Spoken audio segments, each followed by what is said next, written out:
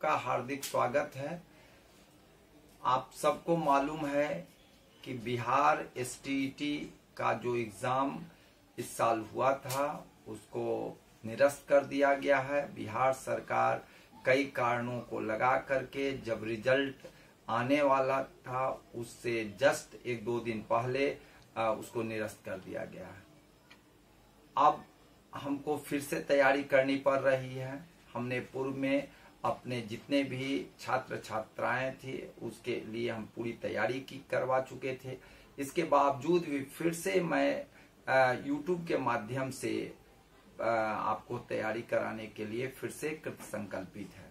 आप मात्र 2 महीना जो एग्जामिनेशन हम समझते हैं 2 महीना के बाद ही होने वाला है, तो 2 महीना आप हमारे साथ रहेंगे।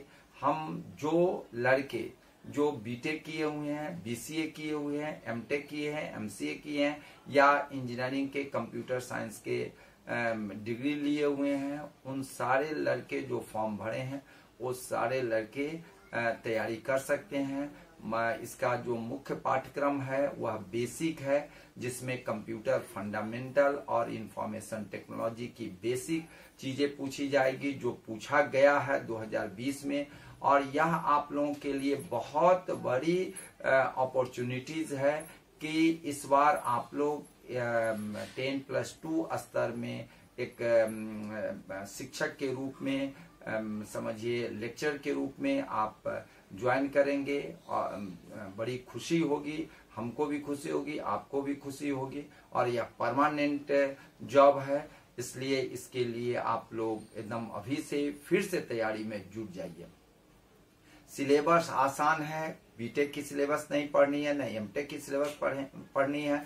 आप देखें ही हैं प्रश्न का स्तर क्या रहा है। केवल फंडामेंटल और बेसिक चीजें आप अगर ध्यान से पढ़ेंगे तो आपका रिजल्ट सुनिश्चित आएगा। बस थोड़ा सा आप हमारे साथ बने रहिए, मेरे YouTube चैनल को शेयर और सब्सक्राइब कीजिए। मैं एक एक विषय वस्तु को मैं आपको चर्चा कर दे रहा हूँ। मेरे द्वारा 26 कंप्यूटर किताब पूर्व में मदर टेरेसा एजुकेशनल ट्रस्ट के माध्यम से छपी है और उसको प्रकाशित की जा रही है। मेरा 20 साल का अनुभव कंप्यूटर शिक्षक के रूप में रहा है, इसलिए मैं चाहता हूं कि आप लोग मुझसे जुड़िए और आप को मैं सविस्तार इसको बताऊंगा। आइए आज मैं शुरू करने जा रहा हूं। यह है क्लासिफिकेशन ऑफ कंप्यूटर। मैं दोनों भाषा को प्रयोग कर रहा हूं क्योंकि आपको सुविधा होगी समझने में। वैसे आप अंग्रेजी में चाहेंगे तो हम अंग्रेजी में भी बता सकते हैं, हिंदी में चाहेंगे तो हिंदी में भी बता सकते हैं।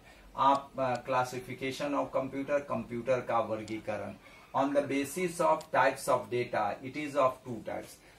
डेटा के जो डेटा है उसके आधार पर यह कंप्यूटर जो है 3 टाइप्स हैं। और यह जो है फर्स्ट है डिजिटल कंप्यूटर है और एनालॉग कंप्यूटर है और तीसरा हाइब्रिड कंप्यूटर है। डिजिटल कंप्यूटर जो है एक शब्द आता है डिस्क्रीट डेटा, वैसे डेटा जो काउंटिंग पर आधारित है और उसको हम लोग डिस्क्रीट डेटा कहते हैं।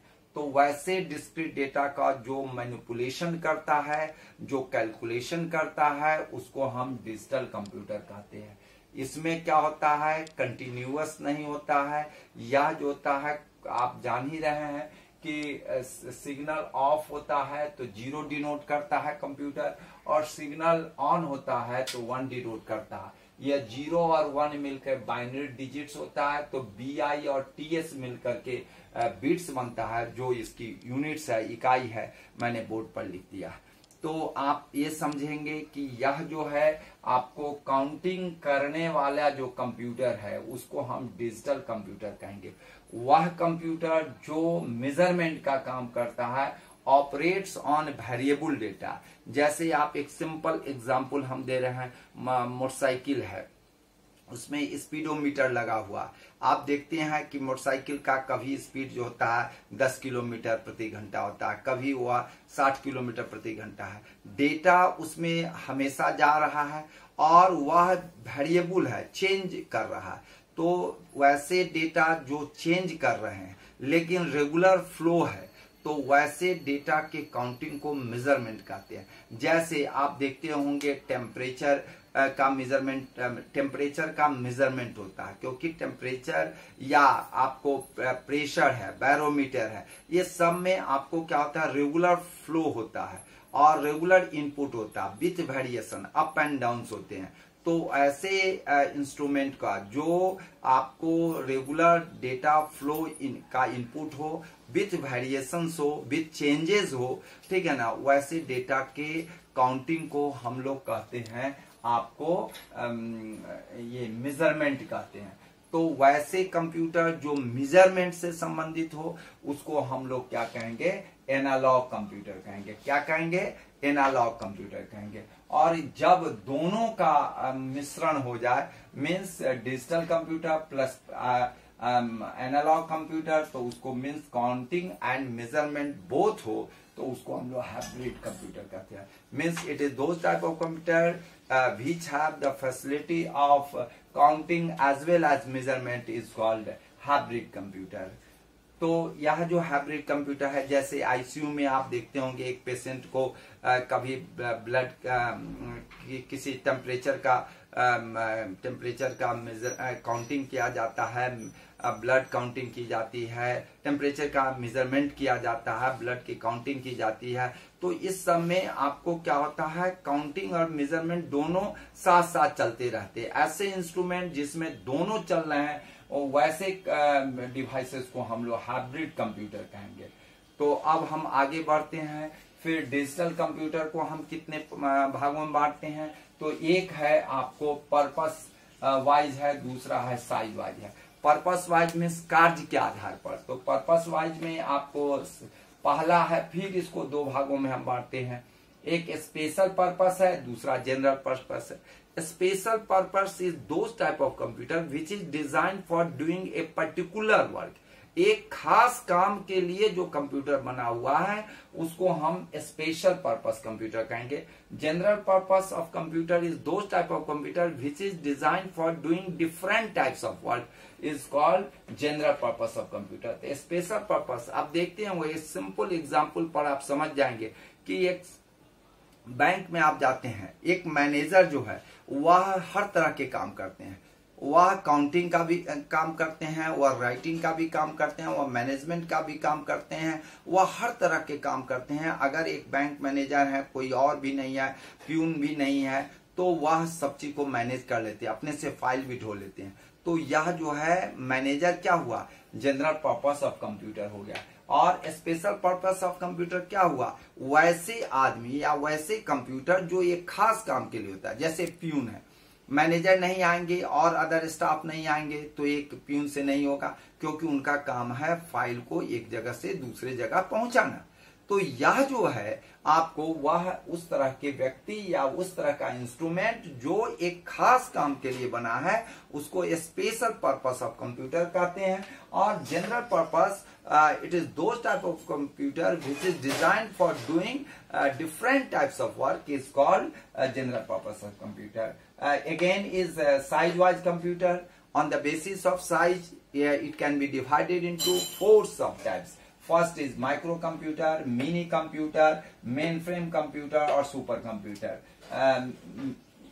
Microcomputer, mini computer, mainframe computer और super computer, ये चार जो आपके साइज के आधार पर। ऐसा नहीं है कि मिनी कंप्यूटर या माइक्रो कंप्यूटर से सुपर कंप्यूटर बहुत बड़ा है, लेकिन super computer it is the combination of 500 computer. अगर 500 कंप्यूटर को जोड़ देते हैं तो वह सुपर कंप्यूटर हो जाता है। और वह सुपर कंप्यूटर जो है 500 को अगर संख्या को मिला देंगे तो माइक्रो कंप्यूटर जो ये कंप्यूटर है उससे वह काफी बड़ा हो जाता है। लेकिन एक कंप्यूटर इतना बड़ा नहीं होता, वह सब 1 by 1 होता है।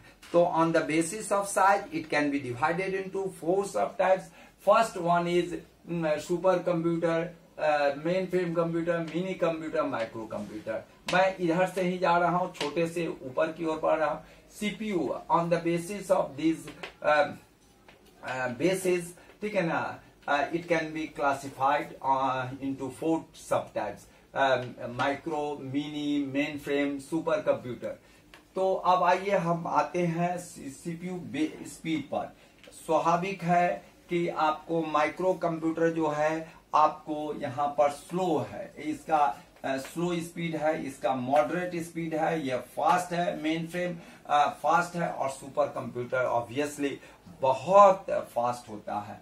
अब हम स्पीड आते हैं। इसका जो स्पीड है 10 to the power -3, 10 to the power -3 second इसका स्पीड होता है, जो आपको मिली सेकेंड कहते हैं। 10 to the power -6 means microsecond इसका स्पीड होता है। 10 to the power -9 nanoseconds होते हैं। 10 to the power -12 picoseconds होते हैं। तो इसका जो है याद रखने में भी आसानी होगी।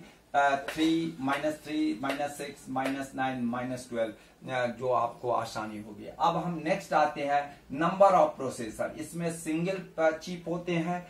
माइक्रो में इसमें क्या होता है कि मिनी में एक होता है, और इसमें 1 से लेकर के 4 होते हैं, इसमें 4 से 16 होते हैं। स्वाभाविक है प्रोसेसर की संख्या जितनी होगी उतने ही आपको क्या होगा, स्पीड इसका बढ़ेगा। जैसे हम एक छोटा सा एग्जांपल आप लोगों को दे रहे हैं। आप देखते होंगे गेहूं जो पीसने का काम करता, उसमें 2 चक्का रहता जो पीसने का काम करता। अगर 2 चक्का के बदले में अगर उसको हम 10 चक्का कर देंगे तो स्वाभाविक है कि अगर 5 किलो पीसने में जो 10 मिनट 15 मिनट लगता था, वह 10 टन भी पीसने में उसको बहुत कम समय लगेगा। अगर उसकी संख्या हम 100 गो चक्का कर देंगे तो और भी हम 50 टन भी देंगे तो बहुत जल्दी कर देगा। अगर हम उसको 2000 पीस कर देंगे चक्का तो स्वाभाविक है कि हम टन के टन देंगे, इसके बावजूद भी वह तुरंत कर देगा। तो यह जो है जितने भी इसके प्रोसेसर मीन्स होता है the place where processing, the place where calculation is going on is called processor. The act of calculation is called processing. तो प्रोसेसर वैसे कंप्यूटर के भाग हैं जहां कैलकुलेशन का काम होता है। मीन्स जिस तरह से हमारा ब्रेन है उसी तरह से कंप्यूटर का प्रोसेसर है जो कैलकुलेशन का काम करता है। तो जितने भी इसके संख्याएं ज्यादा होंगे स्वाभाविक है कि इसका स्पीड बढ़ेगा, इसलिए ऑब्वियसली इसका स्पीड बहुत ज्यादा बढ़ते जा रहे हैं। उसके बाद है number of users.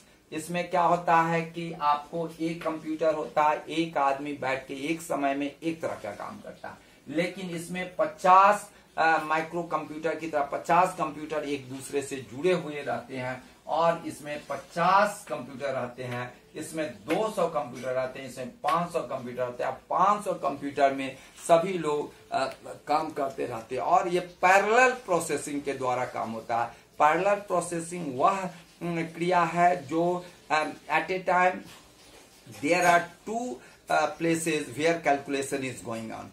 One is the server main computer and second one is the user. जहां पर यूजर अपना यूज कर रहे हैं, काम कर रहे हैं, वहां कैलकुलेशन होता है। फाइनली वह जो है मेन कंप्यूटर में होता है। जैसे मैं आपको एक चित्र बना रहा हूं, एक कंप्यूटर है, 2 कंप्यूटर है, 3 कंप्यूटर, 4 कंप्यूटर है, सब एक दूसरे से जुड़ा हुआ। अब एक कंप्यूटर पर जो कार्य हो रहा है, मान लीजिए यह मेन कंप्यूटर, यहाँ पर ये मेन कंप्यूटर है, तो मेन कंप्यूटर यहाँ पर जो काम हो रहा है वह तो हो ही रहा है, प्लस यहाँ भी हो रहा है। मीन्स ये कंप्यूटर सबको कोऑर्डिनेट एक दूसरे से कर रहा है। यहाँ पर भी कार्य हो रहा है, यहाँ भी हो रहा है, यहाँ भी हो रहा है, यहाँ भी। मीन्स पैरेलल प्रोसेसिंग इसमें यूज होता है, और पैरेलल प्रोसेसिंग के द्वारा इसकी क्या होता है कि यूजर की संख्या एक कंप्यूटर पर एक आदमी, यहाँ पर 50 हैं, मिनी कंप्यूटर में 50 कंप्यूटर रहेंगे, 50 आदमी बैठ के एट ए टाइम काम करेंगे। इसमें 200 रहेंगे और इसमें रहेंगे आपको 500 लोग काम करेंगे। अब हम आते हैं स्टोरेज। स्वाभाविक है कि इसका जो प्रोसेसर की और हार्ड प्रोसेसर कम होते हैं, तो स्वाभाविक है कि इसका स्मॉल स्टोरेज होगा, इसका मॉडरेट होगा, ये लार्ज होगा, और इसका जो होगा वेरी लार्ज होगा। स्वाभाविक है चिप जो होगा माइक्रो का चिप सस्ता होगा या मीडियम चार्जेस का होगा, और यह जो है कॉस्टली होगा, और सुपर कंप्यूटर तो जान ही रहे हैं काफी महंगा होता है। प्रोसेसिंग होता है। इसमें एक कंप्यूटर पर सिंगल यूजर और सिंगल टास्किंग मीन्स एक कंप्यूटर पर एक आदमी एक समय में काम करते रहता है, ठीक है ना। और इसमें जो होता है मल्टी यूजर मीन्स कई आदमी, क्योंकि यहाँ पर है 50 कंप्यूटर मीन्स 50 आदमी 50 तरह के काम करते रहते हैं, इसलिए मल्टी यूजर मल्टीटास्किंग। सेम चीज इसमें है मल्टी यूजर मल्टीटास्किंग, इसमें भी सेम 500 है, इसलिए मल्टी यूजर मल्टीटास्किंग। लेकिन केवल इसमें है single user single tasking means एक आदमी एक समय में एक कंप्यूटर पर बैठेगा और एक तरह का काम करेगा। फिर है वर्ड लेंथ, यह जो है 8 से 16 बिट्स, जो हमने बिट्स को यहाँ समझाया है 0 1 को मिला करके बाइनरी डिजिट्स बनेगा। इसका BI इसका TS मिलके बिट्स होता है जो इसकी इकाई होती है। तो यह जो है बहुत कम लेंथ का, जैसे बचपन में आप पढ़े होंगे 1 अंक का जोड़, फिर आप बढ़े हैं तो 2 अंक का जोड़, फिर 3, फिर 4, इस तरह से जो जो आगे बढ़े हैं उस तरह से आपका कैलकुलेशन की कैपेसिटी बढ़ती रही। तो यह 8 से 16 बिट्स तक कैलकुलेशन कर पाएगा एट ए टाइम, या 16 बिट्स क्या करेगा, या 32 से 64 या 64 से 96 मीन्स 96 बिट्स तक काम करेगा। एग्जाम्पल है इंटेल 8080 पीसी, शुरुआती पीसी था, उसके बाद 80286 हुआ जिसको PC XT कहते हैं, फिर 80386 हुआ जिसको PC AT कहते हैं, उसके बाद Pentium 4 आया, उसके बाद 486 आया, 80486 आया, उसके बाद इंटेल Pentium 1 आया, 2 आया, 3 आया, 586 के बाद Pentium 1 2 3 4 इस तरह से आने लगा। इसके बाद इसका जो एग्जाम्पल है PDP 8 है, PDP 2 है, VAX 7500 है।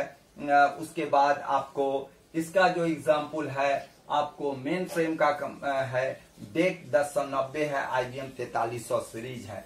इसमें है अमेरिका का सुपर कंप्यूटर क्रे है, क्रे 2 है, और परम 1000 है, परम 10000 है। हम लोगों के पास भारत के पास सुपर कंप्यूटर नहीं था, अमेरिका से हम लोग याचना की, अमेरिका कहा कि ये टेक्नोलॉजी हम नहीं देंगे।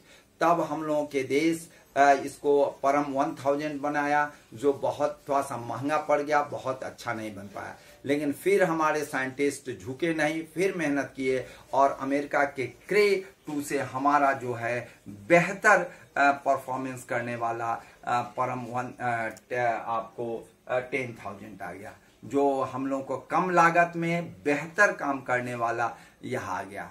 तो यह जो है हमारे लिए वरदान साबित हो रहा है। सुपर कंप्यूटर का टेक्नोलॉजी हम लोगों के लिए बहुत मूल्यवान है, और हमारे वैज्ञानिक का जोश खरोश और उनके उत्साह के परिणाम स्वरूप यह रिजल्ट आया है। अब हम अब जो उसका जो माइक्रो कंप्यूटर में भी अब आया है, बहुत तरह के डेवलपमेंट आए हैं। जैसे आपको पहले जो हम लोग टेबल पर डेस्कटॉप पर रखते थे, और डेस्कटॉप से आपको लैपटॉप में आएगा, लैपटॉप जो हाथ में लेके चलते हैं। उसके बाद पाम टॉप छोटा वाला आ गया। अब तो नए सिस्टम में डेस्कटॉप आ रहे हैं जो हमारे पसीना, हमारे शरीर की गर्मी से चलेंगे, इस तरह का आ रहा है। तो ये इस तरह के कंप्यूटर के क्लासिफिकेशन से संबंधित मैंने सारा चीज बता दिया है। नेक्स्ट क्लास में हम आपको सॉफ्टवेयर के क्लासिफिकेशन, हार्डवेयर के बारे में, अन्य चीजों के बारे में बताता रहूंगा। आप लोगों से मेरा निवेदन है कि शेयर और सब्सक्राइब कीजिए। मैं आपको डिस्क्रिप्शन बॉक्स में नोट्स भी डाल दे रहा हूँ, क्वेश्चन भी हम सबका डाल दे रहा हूँ। तो नोट्स और क्वेश्चन डाल देने से आप लोगों की तैयारी और बेहतर होगी। आप लोगों की शुभ कामना, मंगल कामना के लिए हम भगवान से मनाते रहते हैं कि आप लोग आगे बढ़ें, लेकिन शेयर और सब्सक्राइब करना नहीं भूलिएगा। थैंक्स एवरीबॉडी, थैंक्स ऑल, जय हिंद।